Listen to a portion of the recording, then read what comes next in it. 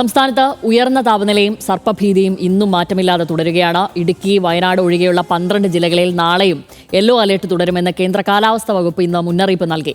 Palakkad 40 degree Celsius വരെയും കൊല്ലത്ത് 39 degree Celsius വരെയും താപനില ഉയരാൻ സാധ്യതയുണ്ട്. സംസ്ഥാനത്ത് വിവിധ ഭാഗങ്ങളിൽ ആളുകൾക്ക് ഇന്നും സൂര്യാതപവും ഏറ്റു. ഇതിനിടെ കനത്ത ചൂടിന് ആശ്വാസമായി ഒരാഴ്ച വേനൽമഴ പെയ്യുമെന്നും കാലാവസ്ഥാ വകുപ്പ് അറിയിക്കുന്നുണ്ട്. നേരത്തെ പ്രഖ്യാപിച്ച 29, 30 തീയതികൾക്ക് പുറമെ മെയ് 1-നും ഒറ്റപ്പെട്ട ശക്തമായ മഴയ്ക്ക് സാധ്യതയുള്ളതായാണ് അറിയിപ്പ്. അതേസമയം സംസ്ഥാനത്ത് പാമ്പ് കടിയേറ്റ് ചികിത്സയിലുള്ളവരുടെ എണ്ണം ക്രമാതീതമായി വർദ്ധിക്കുകയാണ്. കാസർഗോഡ് 4 വയസ്സുകാരിക്കും കോഴിക്കോട് 22-കാരനും തിരുവനന്തപുരത്ത് വയോധികനും ഇന്ന് പാമ്പ് കടിയേറ്റു. കടുത്ത ചൂടിനൊപ്പം സർപ്പഭീതിയും മലയാളിയെ പ്രതിസന്ധിയിലാക്കുകയാണോ? കാണാം RD Extra.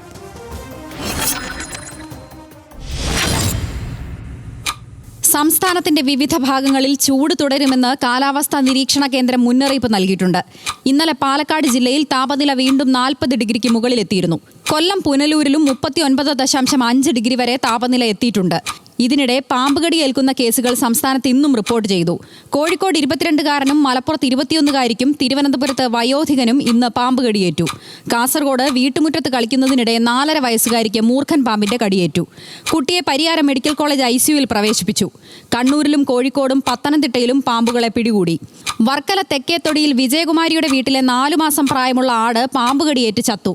അതേസമയം പാമ്പുകടിയേറ്റതുമായി ബന്ധപ്പെട്ട കേസുകളുടെ ഔദ്യോഗിക കണക്ക് ആരോഗ്യവകുപ്പ് ഇതുവരെ പുറത്തുവിട്ടിട്ടില്ല. ഇതിനിടെ കേരളത്തിൽ 3 ദിവസം ശക്തമായ വേനൽമഴയ്ക്ക് സാധ്യതയുണ്ടെന്ന് കാലാവസ്ഥാ നിരീക്ഷണ കേന്ദ്രം അറിയിച്ചു. ഏപ്രിൽ 29, 30, മെയ് 1 തീയതികളിൽ വിവിധ ജില്ലകളിൽ യെല്ലോ അലർട്ടും പ്രഖ്യാപിച്ചിട്ടുണ്ട്. RD Extra news Malayalam.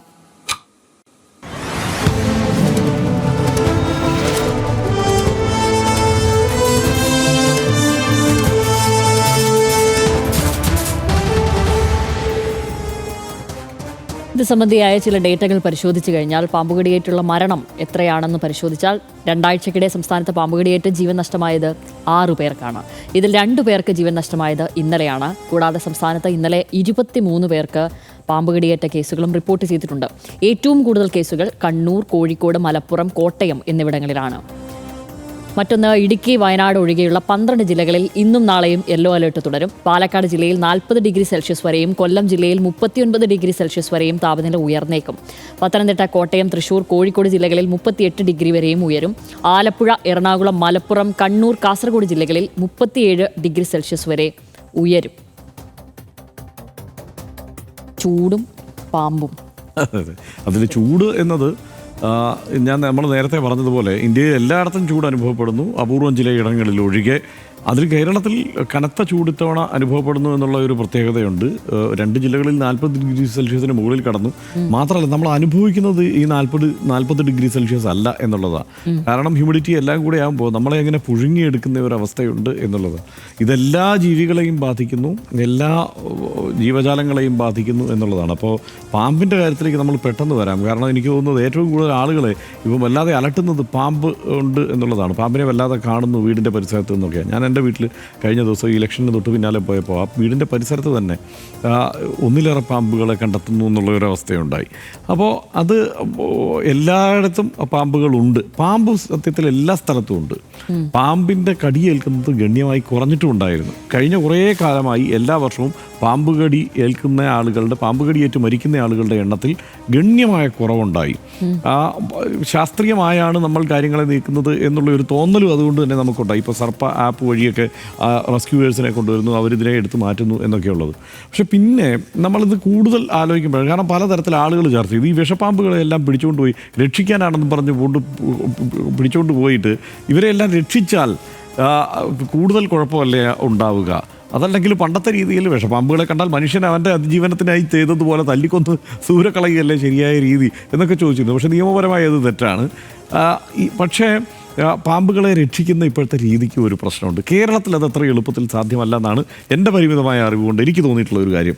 കാരണം ഒരു വിഷപ്പാമ്പിനെ ഒരു പരിസരത്ത് കണ്ടു, ഇപ്പോൾ വീടിൻ്റെ പരിസരത്തൊരു അണലിയെ കണ്ടു. ശരിക്കും ശാസ്ത്രീയമായി ഈ അണലിയെ കൊണ്ടുവിടാവുന്ന ദൂരപരിധി എന്ന് പറയുന്നത്, ഒരു അണലിക്ക് അതിൻ്റെ ഒരു ഹോം റേഞ്ചുണ്ട്.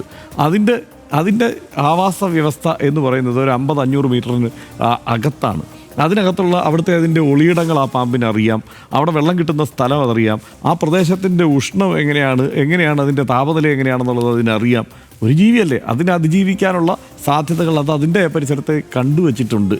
അതിനപ്പുറത്തേക്ക് പോകുമ്പോൾ സംഭവിക്കുന്ന ഒന്നുകിൽ ഈ പാമ്പിന് പിന്നെ എന്താണ് പരിചിതമല്ലാത്ത ഒരു സ്ഥലത്തേക്ക് പാമ്പിനെ ഇടുന്നതോടെ പാമ്പിന് ഏതെങ്കിലും തരത്തിൽ അതിൻ്റെ ജീവഹാനി സംഭവിക്കുന്ന ഒരു സാഹചര്യത്തിലേക്ക് അത് ചെന്നപ്പെടാം ഒന്നുകിൽ. അതല്ലെങ്കിൽ എന്താണ് ഏറ്റവും കൂടുതൽ കണ്ടുവരുന്ന ഒരു സാഹചര്യം ഇത് അസാധാരണ വണ്ണം അലഞ്ഞു തിരിയാൻ തുടങ്ങുമെന്നുള്ളതാണ്. അസാധാരണ വണ്ണം അലഞ്ഞു തിരിയുകയും ഇതിപ്പോൾ ഞാൻ ചില സ്റ്റഡി റിപ്പോർട്ട്സ് വായിച്ചതുകൊണ്ടാണ് എനിക്ക് ഈ ഒരു തോന്നൽ എനിക്ക് വന്നത് കേരളത്തിൽ ഇത് എത്രത്തോളം സാധ്യമാകുമെന്നുള്ളത്. ഇത് അസാധാരണ വണ്ണം അലഞ്ഞു തിരിയുന്ന ഒരു സ്ഥിതിയിലേക്ക് എത്തിക്കഴിഞ്ഞ് കഴിഞ്ഞാൽ ആളുകളുമായിട്ട് അത് മനുഷ്യരും പാമ്പുകളും തമ്മിലുള്ള ഒരു കോൺഫ്ലിക്റ്റ് ഉണ്ടല്ലോ അതിലേക്ക് പോകും എന്നുള്ളതാണ്. ആ സാഹചര്യം ഇപ്പോൾ ഉള്ളത്. കാരണം ഇപ്പം വന്യമൃഗങ്ങളുടെ കാര്യത്തിൽ നമുക്കറിയാം ഇന്ത്യയിലെ ഒരു ഒറ്റ നിയമത്തിന് കീഴിൽ ഇന്ത്യയിലെ വ്യത്യസ്തമായ സാഹചര്യങ്ങളിൽ കിടക്കുന്ന ഭൂപ്രദേശങ്ങളിലെല്ലാം ഒരേ നിയമം നിലനിൽക്കുന്നത് കൊണ്ട് തന്നെ വന്യജീവികളെ കൊണ്ടുണ്ടാകുന്ന കഷ്ടപ്പാട് നമ്മൾ മറ്റ് പലതരത്തിൽ സഹിച്ചുകൊണ്ടിരിക്കുകയാണ്. ഇപ്പോൾ കാട്ടുപന്നിയായിട്ടും കാട്ടുപോത്തായിട്ടും കരടിയായിട്ടും പുലിയായിട്ടും എന്ന് വേണ്ട സകലമാന ജീവികൾ മയിലടക്കം നമ്മളെ കുഴപ്പത്തിലാക്കിക്കൊണ്ടിരിക്കുകയാണ്. കുരങ്ങനടക്കം എല്ലാ മൃഗങ്ങളും മലയാളിയെ സംബന്ധിച്ച് കേരളത്തെ സംബന്ധിച്ചിടത്തോളം കുഴപ്പത്തിലാക്കുന്നത്. കാരണം ജനസാന്ദ്രത കൂടിയ ഒരു പ്രദേശമാണ്. ഇവിടെ ഒരു പാമ്പിനെ രക്ഷിച്ചാൽ എങ്ങനെയാണ് 500 മീറ്റർ 50 മുതൽ 500 മീറ്റർ ചുറ്റളവിൽ ആ പാമ്പിനെ അഴിച്ചുവിടാൻ പറ്റുമോ? ആ പാമ്പിനെ അങ്ങനെ വേണം തുറന്നു വിടാൻ ശാസ്ത്രീയമായി എന്നാണ് പറയുന്നത്. അങ്ങനെ തുറന്നു വിട്ടാലേ ആ പാമ്പിൻ്റെ അതിജീവനം സാധ്യമാവൂ. അതിനപ്പുറത്തേക്ക് ഇതിനെ കൊണ്ടുവിട്ട് കഴിയുമ്പോൾ ഈ മനുഷ്യനും പാമ്പും തമ്മിലുള്ള കോൺഫ്ലിക്റ്റ് കൂടും, അല്ലെങ്കിൽ അസാധാരണമാവണ്ണം ഇത് അലഞ്ഞു തിരിയുന്ന സാഹചര്യം ഉണ്ടാകും. ഇതിന് ഏതെങ്കിലും തരത്തിലുള്ള ജീവഹാനി സംഭവിക്കാം. സംഭവിക്കാവുന്ന സാഹചര്യം അപൂർവമാണ് കേരളത്തിൽ. കാരണം എന്താ, ഇതിനെ പിടിച്ചു തിന്നുന്ന മറ്റു ജീവികളും മറ്റു സംഗതികളും ഒക്കെ അവിടെ ഉണ്ടെങ്കിലേ അതിന് ആ ജീവഹാനി സംഭവിക്കുകയുള്ളൂ. ഇല്ലെങ്കിൽ എന്താണ് ഇത് കുഴപ്പം? ഇത് ആകെപ്പാടെ റിലേ കട്ടായി ഇത് എന്താണ് കിട്ടുന്ന തണുപ്പുള്ള പ്രദേശത്ത് കയറിയിരിക്കാൻ ശ്രമിക്കുക, മറ്റു കുഴപ്പങ്ങൾക്കൊക്കെ ശ്രമിക്കുക, ഇതൊക്കെ സംഭവിക്കുക. അതുകൊണ്ട് ഇപ്പോൾ ചെയ്യുന്നത് ശാസ്ത്രീയമാണോ? എൻ്റെ ന്യായമായ സംശയമാണ്. ശാസ്ത്രീയമാണോ എന്നുള്ളത് പരിശോധിക്കേണ്ട സാഹചര്യം കഴിഞ്ഞു. ഈ ഇത്രയും ജനസാന്ദ്രതയേറിയ പ്രദേശത്ത് വിഷപ്പാമ്പുകളെ കൈകാര്യം ചെയ്യേണ്ട രീതിയിൽ തന്നെയാണോ നമ്മൾ കൈകാര്യം ചെയ്യുന്നത് എന്നുള്ളത് ആലോചിക്കേണ്ട കാര്യമാണ്. കാരണം ഇവിടെ ഇതിനു മുമ്പ്, അതായത് ഇത്രയും കർശനമായി പാമ്പുകളെ രക്ഷിക്കുന്ന പരിപാടി ആരംഭിക്കുന്നതിന് മുൻപ് മനുഷ്യനിവിടെ അതിജീവിച്ചിട്ടുണ്ട്. പക്ഷേ അന്ന് പാമ്പ് കടികൾ എണ്ണം കൂടുതലുണ്ടായിരുന്നു. പാമ്പ് കടി കാരണം അന്ന് ആളുകൾ താമസിച്ചിരുന്ന സൗകര്യവും അത്ര മോശമായിരുന്നു. ആളുകൾ ജീവിക്കുന്ന സൗകര്യവും മോശമായിരുന്നു. ഇപ്പോഴത്തെ പോലെ ഉള്ള വീടുകൾ അടച്ചുറപ്പുള്ള വീടുകളായിരുന്നില്ല. ഇതിന് ഏറ്റവും ശാസ്ത്രീയമായൊരു മാർഗം, ഒരു കാര്യം എന്താ വെച്ചാൽ വീടിൻ്റെ പരിസരത്ത് വൃത്തിയായി സൂക്ഷിക്കുക. വീടിൻ്റെ പരിസരം കൃത്യമായ ഫെൻസിങ് ഓരോ വീടുകൾക്കും ഉണ്ടായിരിക്കുക. പാമ്പ് കയറാത്ത തരത്തിലുള്ള ഫെൻസിങ് ഉണ്ടായിരിക്കുക എന്നുള്ളതൊക്കെയാണ് ന്യായമായി ഒരു വിഷപ്പാമ്പ്. ഇതിപ്പം വൈപ്പറിനെ പോലെയുള്ള ഈ അണലിയെ പോലെയുള്ള പാമ്പുകളിൽ നിന്ന് രക്ഷപ്പെടാനുള്ള ഏറ്റവും നല്ല മാർഗം അത്തരത്തിലുള്ള ഫെൻസിങ്ങും കൃത്യമായി സൂക്ഷിച്ച് കൃത്യമായി ഈ പൊത്തുകളും ഇതുമെല്ലാം അടച്ച് സൂക്ഷിക്കുക എന്നുള്ളതാണ്. കാരണം ഇത്രയും ചൂട് താങ്ങാൻ പാമ്പിന് കഴിയില്ല. അതുകൊണ്ട് തന്നെ പാമ്പ് പുറത്തിറങ്ങും. പാമ്പ് സാധാരണ പുറത്തിറങ്ങുന്ന മറ്റൊരു കാലം എന്ന് പറയുന്നത് തണുപ്പ് കാലമൊക്കെ വരുമ്പോഴും കൂടിയാണ്. ഈ കാലാവസ്ഥയ്ക്കനുസരിച്ച് മഞ്ഞുകാലമൊക്കെ വരുമ്പോൾ പാമ്പുകളെ പണ്ട് പേടിക്കണം എന്ന് പറയുമായിരുന്നല്ലോ. അപ്പോൾ അതുപോലെ നമ്മളതിനെ ശ്രദ്ധിക്കേണ്ടതുണ്ട്. ഇന്നിപ്പം ഈ അതിജീവിക്കാൻ ഇപ്പോൾ മാധവറാവു സിന്ധ്യ ഇന്ന്